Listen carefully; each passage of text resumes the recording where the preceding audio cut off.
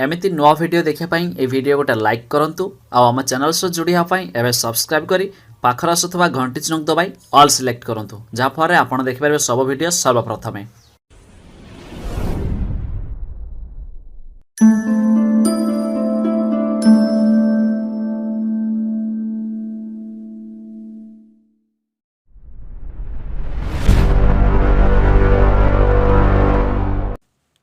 Hello everyone, welcome to Doctor's Blog channel।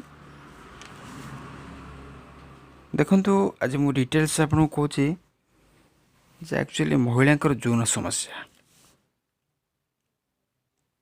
आजिकल देखा जाउची अधिकांश महिला ठारे यौन समस्या देखा जाउची।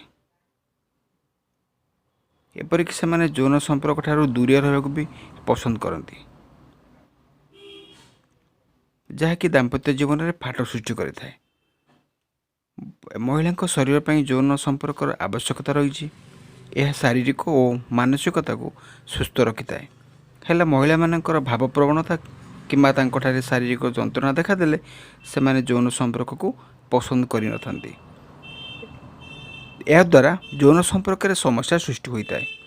अन्य केतेक कारण जो महिला मानकोठारे यौन समस्या देखा जाए, जेपरि चिंता संपर्क में तिक्तता भाव आसवा, दुश्चिंता, निज शरीर को नहीं खुशी न होवा, हॉर्मोन समस्या, कौन कारण शारीरिक जंत्रणा अनुभव करुले यह यौन संपर्क में फाट सृष्टि करे।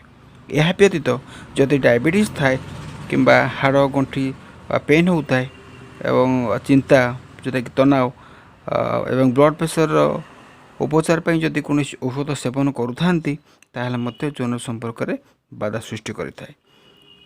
विशेषकर महिला माने विभिन्न कारण चापग्रस्त रही से अधिक रोग देखा देता है, जो से विभिन्न प्रकार औषध सेवन करती और यौन समस्यार सम्मुखीन हुंती।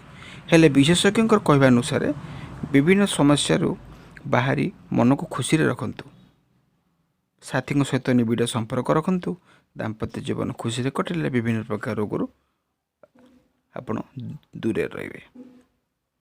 सो आज नंबर एतिकी थिला टॉपिक। जदि वीडियो भल लगी तो सब्सक्राइब करंतु, प्रेस द बेल आइकन।